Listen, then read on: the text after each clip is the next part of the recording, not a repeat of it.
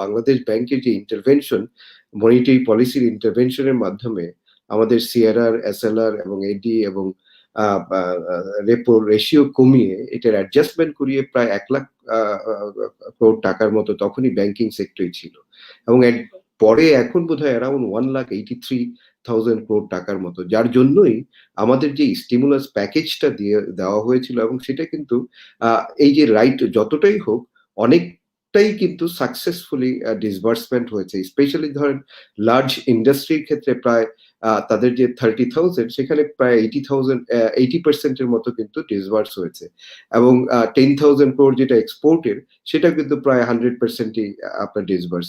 Only যেটা আমাদের SME সেক্টরে যেটা 50% মতো, এবং যেটা এখন পরে কথা হচ্ছে যে পিকেএসএফ এবং অন্যান্য এসএমই ফাউন্ডেশন বা এনজিও ফাউন্ডেশন তাদেরকে নিয়ে এইটাকে আরো ভালোভাবে কিভাবে ডিসবার্স করা যায়। এবং যেটা সেলিম ভাই খুব রাইটলি বললো যে এখন আমাদের দরকার এটাকে রিভিউ এবং ফাইন টিউন করা, যে কোথায় কোথায় আরো দেওয়া দরকার, বা এটাকে স্টিমুলাস প্যাকেজটাকে আরো বৃদ্ধি করা যায় কিনা, স্পেশালি যারা এসএমই সেক্টরে, কারণ ইকোনমি রান করতে হলে তাদের এই সেক্টরটাকে আমাদেরকে বাঁচিয়ে রাখতে হবে। এবং দেখা যাচ্ছে যে আমাদের প্রাইভেট সেক্টরে আপনি দেখেন আমাদের গ্রোথ কিন্তু ক্রেডিট গ্রোথ কিন্তু সেই 10%-এর নিচে, 9.3 সামথিং, এবং আমাদের আপনি যদি দেখেন প্রাইভেট সেক্টর ইনভেস্টমেন্ট সেটা সেই 23% স্ট্যাগন্যান্ট থেকে কিন্তু এখন 12%-এর ইয়েতে। তো এখন আপনার স্পেসিফিক পয়েন্ট যেটা আমাকে, যে ভ্যাটের বা ট্যাক্স রিলেটেড, আপনি যদি একটা জিনিস দেখেন আমাদের এখানে ট্যাক্স জিডিপি রেশিও কিন্তু আপনি 10%-এর নিচে, আর যদি ডাইরেক্ট ইনকাম ট্যাক্সের কথা বলেন অনলি 1% লোক কিন্তু 1% লোকেরও নিচে। ধরেন আপনার আমাদের এখানে টিন আছে বোধহয় 50,000 অ্যারাউন্ড লোকে, তার মধ্যে রিটার্ন সাবমিট করে বোধহয় অ্যারাউন্ড 16 লাখ বা সামথিং। তাহলে দেখা যাচ্ছে যে 1%-এর নিচে যারা অ্যাকচুয়ালি ট্যাক্স পে অফ করে। এবং আপনি যদি ওভারঅল যদি এমনি ধরেন আমরা যদি পাশের দেশেই ধরেন ইন্ডিয়াকে দেখি, ইন্ডিয়াতে যেমন ধরেন আপনি যে কোনো একটা ট্রানজাকশন যদি করেন, ওদের ওই ট্রানজাকশনটা ওদের যে আধার সেখানে যেয়ে কিন্তু হিট করবে, এবং কিন্তু এই ট্রানজাকশনটা কি করলো পুরো ডিটেলস একটা সিস্টেমের মধ্যে চলে আসে। কিন্তু আমাদের দেশে কিন্তু আনফরচুনেটলি যাই হোক সেই সিস্টেমটা কিন্তু এখন পর্যন্ত ডেভেলপ করেনি। দো এখানে যেটা আমাদের রিসেন্টলি এফডি কি বলে এনবিআর এর থেকে যে একটা ওয়ান এনএসডব্লিউ করে যেটা ওই যে করা হচ্ছে, যে এইটা একটা ওয়ান সিঙ্গেল আমব্রেলা হবে, যেখানে আপনার ব্যাংক অ্যাকাউন্ট, এলসি এবং TIN, all city corporation, every functions will be there. তো এইটা হতে হয়তো বা ডিজিটালাইজেশন করতে যতটা টাইম লাগে সেই টাইমের উপরে ডিপেন্ড করবে।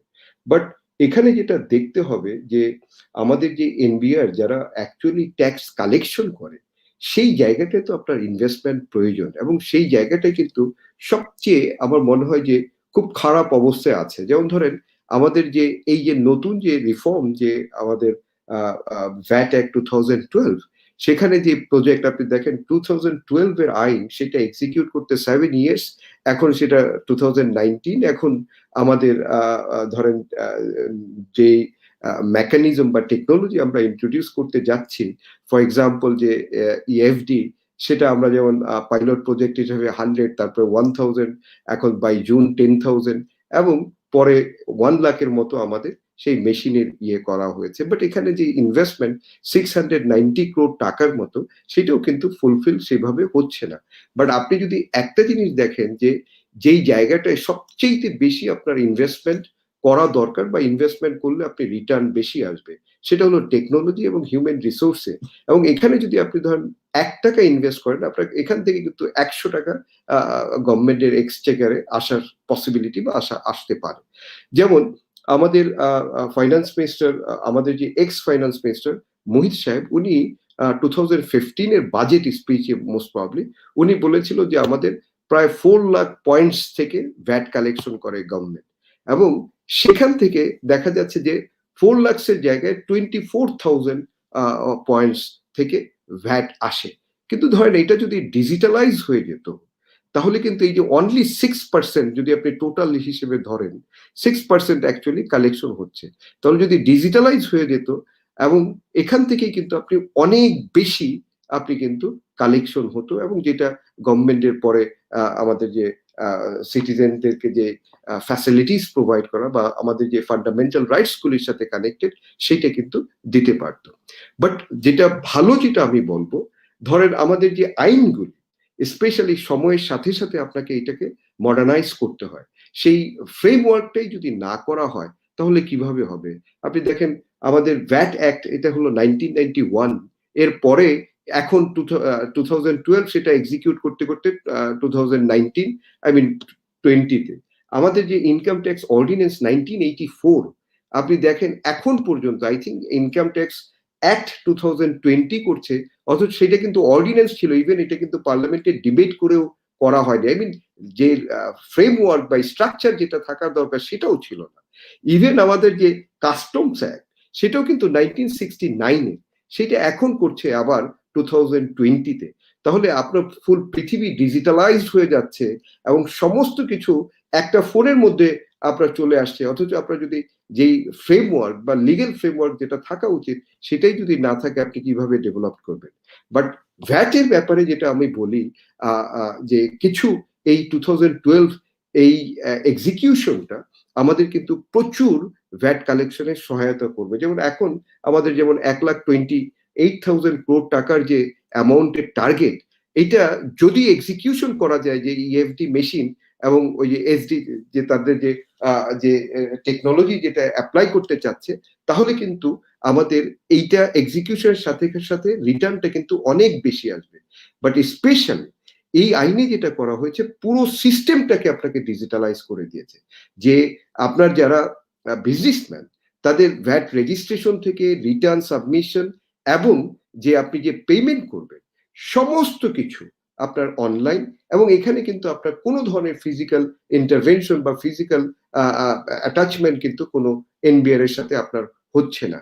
এবং এর কারণে আপনার যে ট্রান্সপারেন্সি বা টোটাল সিস্টেমটা কিন্তু আপনি অ্যাকাউন্টেবিলিটিটা ইনশিওর করতে পারবেন। আনফর্চুনেটলি আমাদের এখানে 16 মডিউলস, সেই 16 মডিউলসের সেটার আমি যেটা শুনেছি হার্ডলি হয়তো বা 7/8 এরকম হয়তো বা কমপ্লিট হয়েছে বাই ডিসেম্বর। তাহলে এই জায়গাটা আমাদেরকে অনেক কুইক অ্যাজ যেভাবে স্পিড আপ করা যায় সেটাকে ডিজিটালাইজ করতে হবে।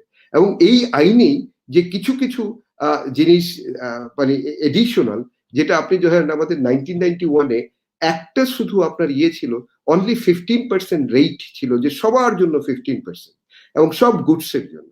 বাট এখন কিন্তু এই আমাদের 2012-এ এসে সেখানে কিন্তু আপনার এই মাল্টিপ্লিসিটি যেটা ট্যাক্সের রেট কিন্তু ডিফারেন্ট করেছে, যেমন 5%, 7.5%, 10% ডিফারেন্ট গুডস অনুযায়ী, এবং সেটা কিন্তু নেট এবং সেটার রিবেট কিন্তু পাওয়া যাবে না। এবং এখানেও কিন্তু আমাদের যারা অল্প আয়, যাদের ধরেন টার্নওভার আপনার 50 লাখ পর্যন্ত, শিডিউল 1-এ কিন্তু তাদেরকে ওয়েভ করা হয়েছে, এবং 50 লাখ থেকে যারা আপনার 3 crore তাদের জন্য টার্নওভার ট্যাক্স হলো অনলি 4%, এবং এরপরে 3 crore টু অ্যাবোভ এটা হবে 15%-এর অ্যারাউন্ড।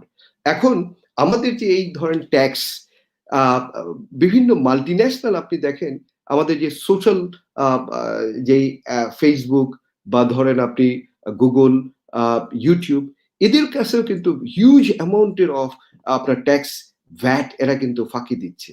এবং সেই জন্য কিন্তু আমাদের ইভেন হাইকোর্ট থেকে নির্দেশনা দেওয়া হয়েছে আপনার এনবিআর, বাংলাদেশ ব্যাংক এবং আপনার বিটিআরসি কে, যে তাদের এগেইনস্টে যে ট্যাক্স যেটা হয় এবং ভ্যাট এটা তাদের থেকে কালেকশন করার জন্য, এবং উইদিন 3 মান্থসের মধ্যে, এবং তারপর বলা হয়েছে যে 5 ইয়ার্সের মধ্যে তারা যে ট্যাক্স বা ভ্যাট যেটা ফাঁকি দিয়েছে সেটাও একটা তদন্ত করে সেটা যে অ্যামাউন্ট হয় সেটা তাদের কাছ থেকে কালেক্ট করার জন্য, এবং এভরি 6 মান্থস এনবিআর কে বলা হয়েছে যে একটা কমপ্লায়েন্স দিতে কোর্টে।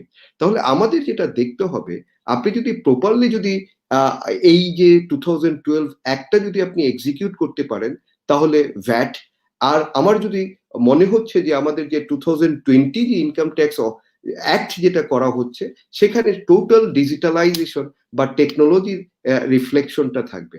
তাহলেই দেখা যাবে যে আমাদের যে ইনকাম ট্যাক্সের বা করের যেই টার্গেট ধরেন 3,30,000 এর যে টার্গেট, আমার মনে হয় সেটা অবশ্যই ম্যানেজ করা যাবে। আরেকটা যেটা মনে রাখতে হবে যে সময়টা কিন্তু আমাদের যে করোনার যে ইফেক্ট, যে সময়টা চলছে সেই সময়টা কিন্তু সাধারণ সময় না, বা অন্য আগের সময়ের মতো না। যদি আগের সময়ের মতো হতো তাহলে হয়তো বা আমাদের এই সিচুয়েশনটা আজকে ফেস করতে হতো না, যেটা দেখা যাচ্ছে যে ভ্যাটের কালেকশনটা হয়তো বা যে পরিমাণ হওয়া উচিত ছিল সেই পরিমাণটা হচ্ছে না। মেবি অ্যাট দি এন্ড হয়তো বা বাই জুন আমাদের এইটা স্পিড আপ হতে পারে, কারণ তখন হয়তো বা কনজাম্পশন অনেক বেড়ে যাবে, কারণ আজকে এখন যে সেকেন্ড ওয়েভের যেটা আমরা চিন্তা করছি সেইটা হয়তো বা ধীরে ধীরে কেটে যাবে, তখন হয়তো বা আমাদের এখানে অনেক পজিটিভ মুভ দেখা যাবে। জি মাসুম ভাই, ধন্যবাদ। আপনি খুব ভালোভাবে ব্যাখ্যা করলেন। যদি একটু ওই এন্ডটা যদি একটু কাইন্ডলি আমাদের আলোকপাত করতেন, যে ট্যাক্সে যে একটা জাস্টিস এস্টাবলিশড করার একটা ইন্টেনশন আছে ট্যাক্স সিস্টেমের মাধ্যমে, এখানে ডিরেক্ট ট্যাক্স এন্ড ইনডিরেক্ট ট্যাক্সের আনুপাতিক হার যে একটু যেমন ইনডিরেক্ট ট্যাক্সটা বেড়ে গেছে, এটাকে আপনি কিভাবে দেখবেন যে একটা জাস্টিস স্থাপনের ক্ষেত্রে? How do you look into it? এইটা তো ধরেন এখানে প্রায় অ্যাজ ইয়ে আগেই মেনশন করলো যে অ্যারাউন্ড 38% অ্যাভভ যেটা আপনার আমাদের ভ্যাটের ইয়ে থেকে আসছে বা টোটাল কন্ট্রিবিউশনের, এখানে মেইনলি তো হওয়া উচিত ধরেন আমাদের যে ট্যাক্স জিডিপি, যে 1% লোক যে তারা নিজেরা ট্যাক্স দিচ্ছে না, সেই জায়গাটা আমাদের মনে হয় অনেক বেশি জোর দিতে হবে। এবং অ্যাট দি সেম টাইম এই যে আমাদের যে ভ্যাট যেটা যেটা ইনডাইরেক্ট শুল্ক, সেইটাও কিন্তু সবাই কিন্তু পে অফ করছে না। এবং যার জন্য আপনি দেখবেন যে আমাদের যে নতুন আইন, সেই নতুন আইনে কিন্তু একেবারে হার্শ অবস্থা সিচুয়েশন নিয়েছে। যেমন ধরেন আপনার যারা ভ্যাট দিচ্ছে না, অনেকেই দেখা যাচ্ছে যে হাইকোর্টে যে প্রায় 22,000-এর মতো কেস পেন্ডিং, এবং এখানে প্রায় 30,000 crore টাকার মতো এই কেসের মধ্যে পেন্ডিং আছে। সেই জন্য এবারের বাজেটে স্পেশালি এই ফাইন্যান্স অ্যাক্ট 2020-তে এসে এখানে একটা রিফর্ম এনেছে যে হ্যাঁ, আপনি যদি আপিল টু কমিশনারের কাছে করেন, প্রায় আগে ছিল এটা 10%, এখন 20% করে দিছে। আবার যদি আপনি আপিল টু আপিলের ট্রাইব্যুনাল করেন তাহলে আবার 20%। আবার এখান থেকে যদি আপনি হাইকোর্টে আসেন তাহলে আবার 10%। তাহলে টোটাল আপনাকে এখানে 50% টাকা দিতে হবে বিফোর আপিল, মানে বিফোর এই যে হাইকোর্টে যাওয়ার আগে। তাহলে আপনি আপনার রাইট একটু করতেই আপনাকে 50% টাকা দিতে হচ্ছে। আরেকটা জায়গা করেছে যেটা, যে যারা টাকা বা এই ভ্যাট ফাঁকি দিবে তাদের জন্য কিন্তু এখানে আগে যেমন আপনার যারা এনবিআর এর অফিসার, তারা কিন্তু যে কোনো ব্যবসা প্রতিষ্ঠানে হানা দিতে পারতো না উইদাউট আপনার কনসেন্ট ছাড়া কমিশনারের। এখন কিন্তু যদি এটা ডাউট হয়, এনবিআর এর অফিসাররাই কিন্তু আপনার যে কোনো অফিসে যে কোনো পেপার বা যে ডকুমেন্টস যেগুলি, এগুলি কিন্তু স্ক্রুটিনি করতে পারবে। তাহলে এই যে লিগেল এনফোর্সমেন্টের বা লিগেল যেই জায়গাটা যে হার্শনেস, সেইটা কিন্তু এখানে করা হচ্ছে। এবং এনবিআর এর অফিসারকে আমাদের এই নতুন আইনে বলা পাওয়ার দেওয়া আছে যে সে কিন্তু ব্যাংক অ্যাকাউন্টও ফ্রিজ করে দিতে পারবে।